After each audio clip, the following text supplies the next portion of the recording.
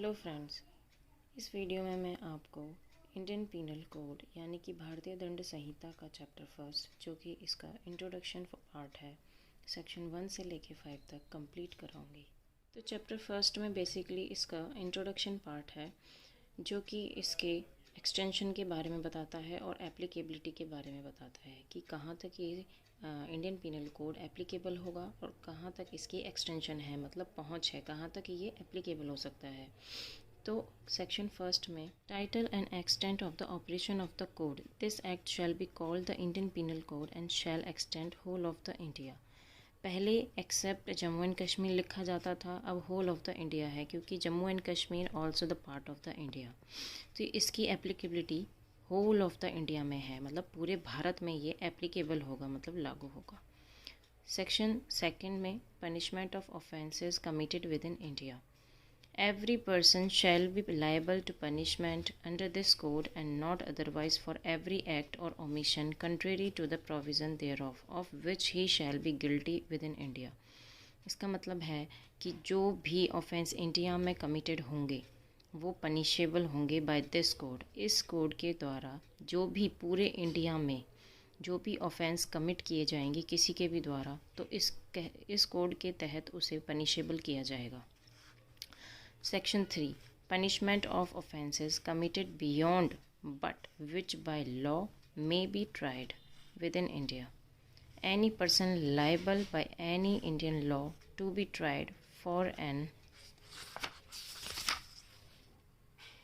offence committed beyond India shall be dealt with according to the provision of this code for any act committed beyond India in the same manner as if such act had been committed within. Section में बताया गया है कि जो भी person liable है Indian law के द्वारा और उसने इंडिया में हो चाहे या फिर इंडिया के बाहर हो, वो लायबल होगा, इस कोड के द्वारा पनिश किया जाएगा। देखो ये लिखा एनी पर्सन लायबल, मतलब जो भी लायबल है इस कोड के द्वारा, तो इस कोड के द्वारा ही वो पनिश किया जाएगा, चाहे वो इंडिया में हो या बाहर हो। अब आते हैं सेक्शन 4 पर, extension of code to extra territorial offences. Any citizen of India in any place without any and beyond India. इसमें इस सेक्शन में इसका एक्सटेंशन बताया गया है कि जो इसके एक्स्ट्रा टेरिटोरी यानी कि इसकी एक्स्ट्रा पहुंच के बारे में बताया गया है कि कोई भी इंडियन इंडिया में बाहर हो उसके ऊपर भी ये लागू होगा और किसी भी प्लेस में इंडिया में उस पर भी लागू होगा। सेक्शन 4 का sub clause 2 any person on any ship, ये जो भी रजिस्टर्ड बाय इंडिया है, शिप, एयरक्राफ्ट, वॉटेवर जो भी रजिस्टर्ड है बाय द इंडिया, उस पर भी लागू होगा, उसको भी पनिश किया जाएगा अगर वो ऑफेंस करता है। तो any person in any place without and beyond India committing offence targeting a computer resource located in India. अगर इंडिया में कोई भी कंप्यूटर रिसोर्स है या उसको टारगेट कर रहा है, वो ऑफेंस है इंडियन पीनल के तहत, तो वो भी उसके द्वारा पनिश किया जाएगा।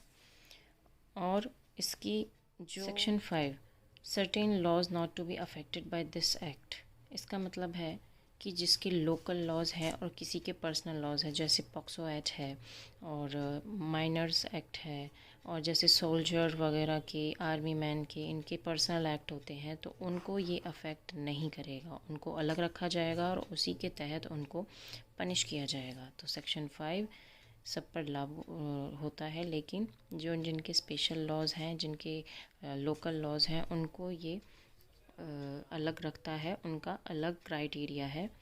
हालांकि ये सब पर लागू होगा, बट जिसके लोकल लॉज हैं, जिसके पर्सनल लॉज हैं, वो इनको अफेक्ट नहीं करेगा। तो सेक्शन 5 उसी की बात करता है कि ये उनको अलग करता है, उनका अलग लॉ है, लोकल एंड स्पेशल लॉज, तो उनको अलग रख कर ही ये उनका क्राइटेरिया तय करता है कि उनमें ये अफेक्ट नहीं करेगा, उनमें ये लागू नहीं होगा। आज के लिए इतना ही। चैप्टर फर्स्ट हमारा कंप्लीट हो गया है और चैप्टर सेकंड हमारा नेक्स्ट वीडियो में कंप्लीट होगा। अगर कोई आपको क्वेरी हो तो कमेंट में बताइएगा, और मेरे पास इनके हैंड नोट्स भी हैं, अगर आपको चाहिए तो मुझे कमेंट सेक्शन में बता दीजिएगा। Thank you guys.